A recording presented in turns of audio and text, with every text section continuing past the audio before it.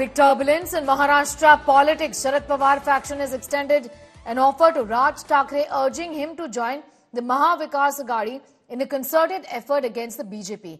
Rohit Pawar, the NCP MLA, asserted that BJP won't hesitate to sideline its allies once they outlive their usefulness. On the other side, a rift is emerging within the Maha Vikas Aghadi as well. Congress leader Praniti Shinde has stressed that some parties are dividing Congress votes. She's called for unity among those opposed to the BJP's agenda and later clarified that her remarks were not directed at any specific party, including the VBA.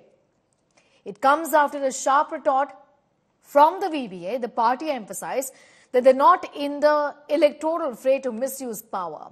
Further hinted at a potential discord within the Congress party, alleging that Sushil Shinde's daughter Praniti is not getting along with the grand old party, and further quipped soon Praniti will float her own new party.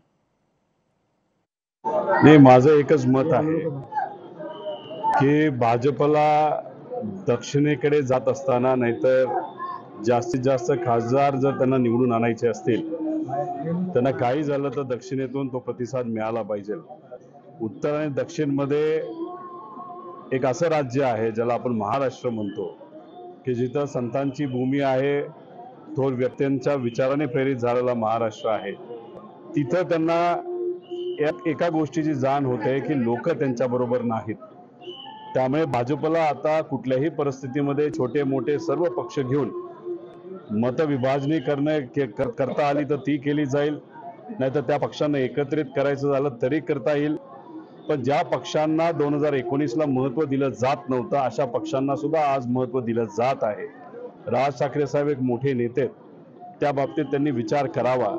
भाजपला आज जरूरत आहे म्हणून ते सगळ्यांना महत्त्व देतात, पण जेव्हा जरूरत नसते त्यांना बाजूला इतर पक्षांना टाकलं जातं. ह्या गोष्टीची जाण ठेवून महाराष्ट्र धर्म जपण्यासाठी राज ठाकरे साहेबांनी सुद्धा महाविकास आघाडीबरोबर प्रयत्न करावे असे एक नागरिक म्हणून माझ्यासारख्याला वाटतं. जे कोणी काँग्रेस किंवा जे कोणी महाविकास आघाडी किंवा इंडिया अलायन्स जे वोट्स डिवाइड करतं ते बीजेपीला मदत करतं. कोणाचंही नाव नाही घेतलं, पण हे जाहीरची बात आहे, सगळ्यांना माहिती आहे.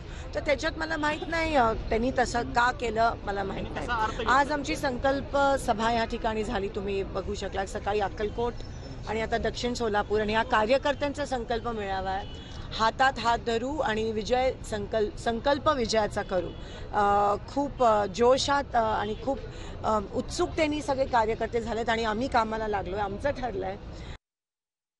All right, now these are details that are emerging from the state of Maharashtra as far as Raj Thakre joining hands with the BJP here is concerned. Now, Congress is taking pot shots as well at Raj Thakre. Moreover, all is not well as far as the Maha Vikas Aghadi here is concerned. Now, these differences have started to emerge as far as VBA is concerned, which is Prakash Ambedkar's party. Rift seems to be emerging within the Aghadi with Congress leader Praniti Shinde, daughter of veteran Congress leader Sushil Kumar Shinde, has stressed that some parties are dividing Congress votes. She's called for unity among those opposed to the BJP's agenda and later clarified that her remarks were not directed at any specific party, including the VBA led by Prakash Ambedkar.